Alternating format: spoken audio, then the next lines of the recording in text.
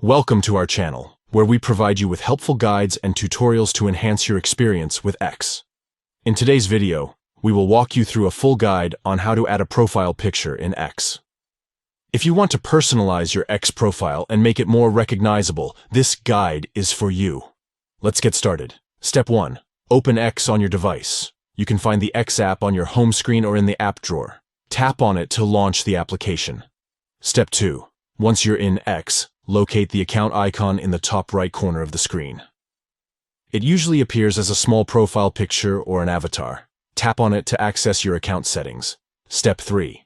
In the account settings menu, look for the option labeled Profile. It's typically represented by an icon resembling a person or a silhouette. Tap on it to open your profile settings. Step 4.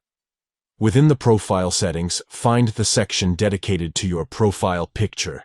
Tap on the existing profile picture and a menu will appear. Select the Upload option to choose a new image from your device's gallery or files. Follow the on-screen instructions to complete the upload process. We hope this guide has been helpful in showing you how to add a profile picture in X. If you found this video informative, please give it a thumbs up and don't forget to subscribe to our channel for more useful tutorials and guides.